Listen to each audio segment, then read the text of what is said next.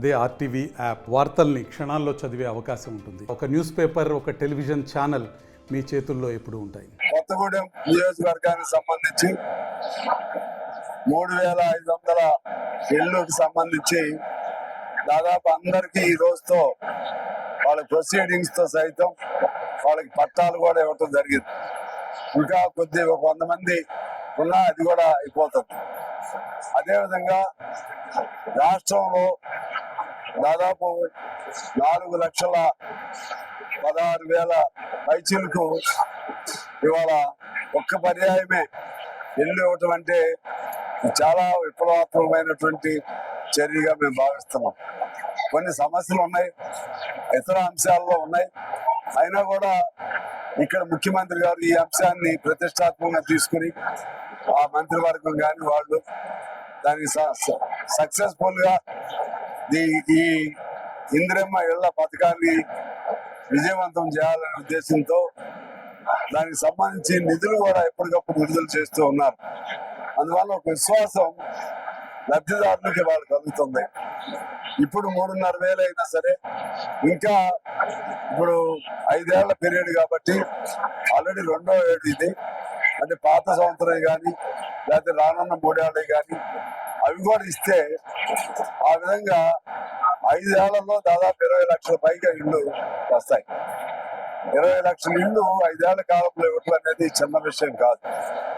తర్వాత కొంత వేరే ఖాళీ స్థలాలు కూడా కొని అసలు ఇల్లు లేని వాళ్ళకు కూడా ఇవ్వాలనేటువంటిది కాలం L2లో ఉన్న సిస్టమ్ అది కూడా ఆ ప్రయోజనం కూడా ప్రభుత్వం చేస్తుందని ఆశిస్తున్నాం.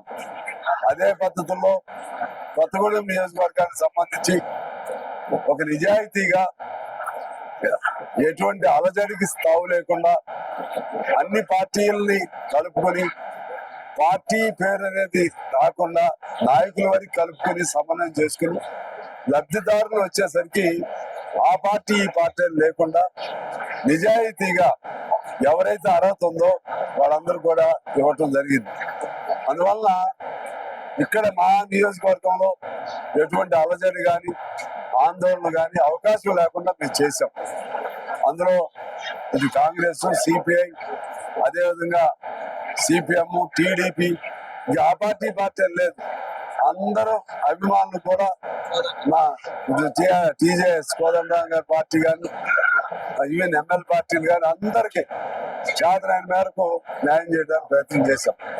దానిలో మా కమిషనర్ గారు ఉన్నారు, డిఎస్పీ గారు ఉన్నారు, మా కొత్తవాళ్ళ శ్రీనివాస్ గారు, వీరబాబు గారు, మా నాగా సీతారాములు గారు, అందరం ఇక్కడ సమిష్టిగా ఉన్నామంటేనే మేము ఐక్యంగా ఈ కార్యక్రమాలు ముందుకు తీసుకెళ్తున్నామని తెలియజేస్తూ లబ్ధిదారులందరికీ అభినందనలు తెలియజేస్తూ ముఖ్యమంత్రి గారికి, హౌసింగ్ శాఖ మినిస్టర్కి, అలాగే ఆర్థిక శాఖ మంత్రికి, ఆ మంత్రివర్గానికి మా నియోజకవర్గం తరఫున వారికి మనస్ఫూర్తిగా కృతజ్ఞతలు, ధన్యవాదాలు తెలియజేస్తూ నేను సెలవు తీసుకుంటున్నాను. తెలుగులో న్యూస్ కి ఫాస్టెస్ట్ యాప్ ఇప్పుడు టోటలీ న్యూ అవతార్లో జస్ట్ 5 seconds లో కంప్లీట్ న్యూస్. సోషల్ మీడియాలో ట్రెండ్స్ కి one stop solution. Live TV app voice search option తో ఇప్పుడే డౌన్లోడ్ చేయండి లేదా అప్డేట్ అయిపోండి. యాప్ లింక్ డిస్క్రిప్షన్ లో ఉంది.